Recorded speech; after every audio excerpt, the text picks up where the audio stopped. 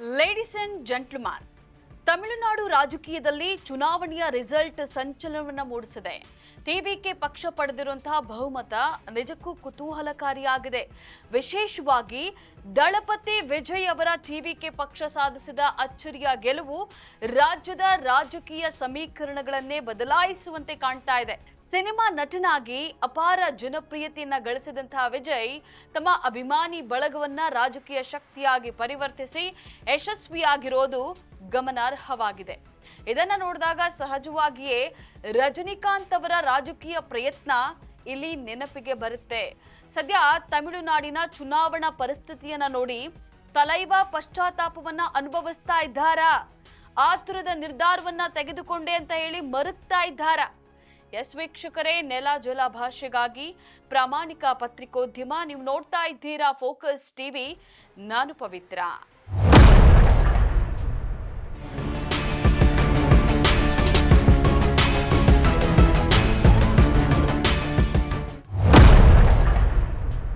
S ವೀಕ್ಷಕರೇ, ರಜನಿಕಾಂತ್ ಕೂಡ ರಾಜಕೀಯವನ್ನ ಪ್ರವೇಶ ಮಾಡಲು ಯೋಚಿಸಿ ಮಕ್ಕಳ ಮಡ್ರಂ ಅನ್ನುವಂಥ ಸಂಘಟನೆಯ ಮೂಲಕ ವೇದಿಕೆಯನ್ನ ಸಿದ್ಧಪಡಿಸಿದ್ರು.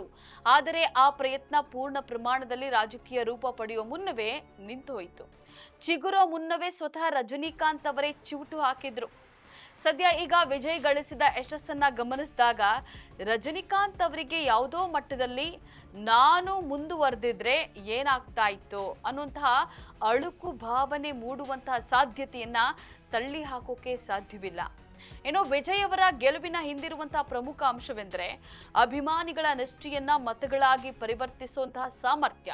ಇಂದಿನ ಯುವ ಮತದಾರರು ಹೊಸ ಮುಖಗಳ, ಹೊಸ ರಾಜಕೀಯ ಶೈಲಿಯನ್ನ ಇಷ್ಟಪಡ್ತಾರೆ. ಹಾಗಾಗಿ ಈ ಬಾರಿ 1000ಕ್ಕೂ ಹೆಚ್ಚು ಮಂದಿ ವಿದೇಶದಿಂದ ಬಂದು ಮತ ಚಲಾಯಿಸಿದ್ದನ್ನ ನಾವು ನೋಡಿದ್ದೇವೆ. ವಿಜಯ್ ತಮ್ಮ ಸಿನಿಮಾ ಇಮೇಜ್ ಜೊತೆಗೆ ಸಾಮಾಜಿಕ ಸಂದೇಶಗಳನ್ನ ಕೊಡೋದ್ರ ಜೊತೆಗೆ ಜನರಲ್ಲಿ ಭರವಸೆಯನ್ನ ಮೂಡಿಸಿದ್ರು. ಅದು ಕೊನೆಯವರೆಗೂ ಕೈ ಬಿಡ್ಲಿಲ್ಲ.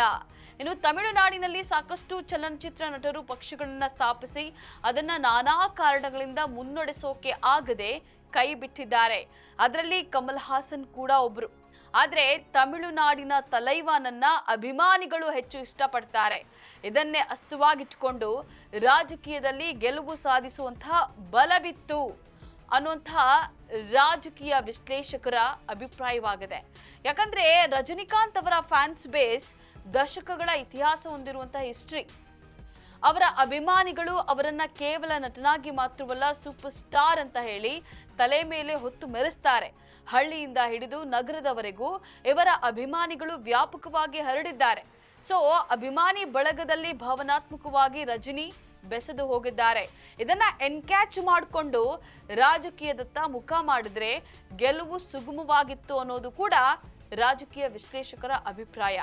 ಎಸ್ ವೀಕ್ಷಕರೇ, ಸದ್ಯ ವಿಜಯ್ ಬಹುಮತ ಸಾಧಿಸುವ ಮೂಲಕ ಇತಿಹಾಸವನ್ನ ಸೃಷ್ಟಿಸಿದ್ದಾರೆ. ಆದರೆ ಆರಂಭಿಕ ಗೆಲುವು ಒಂದು ಹಂತ ಮಾತ್ರ. ಈ ಗೆಲುವನ್ನ ಮುಂದಿನ ದಿನಗಳಲ್ಲಿ ಹೇಗೆ ನಿಭಾಯಿಸ್ತಾರೆ ಅನ್ನೋದು ಪ್ರಮುಖವಾಗಿದೆ. ಬಹುಮತವನ್ನ ಸಾಧಿಸಿರೋದು ದೊಡ್ಡ ಸಾಧನೆಯಾದ್ರೂ ಅದನ್ನ ದೀರ್ಘಕಾಲಿಕ ಯಶಸ್ಸಾಗಿ ಬದಲಾಯಿಸಲು ಸ್ಥಿರತೆಯೂ ಕೂಡ ಅಗತ್ಯವಾಗಿದೆ.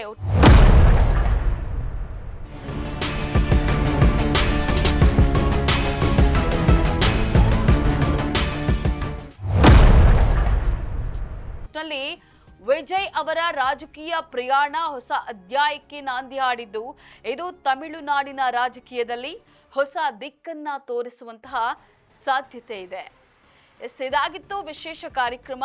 ನೆಲ ಜಲ ಭಾಷೆಗಾಗಿ ನೋಡ್ತಾ ಇರಿ ಫೋಕಸ್ ಟಿವಿ.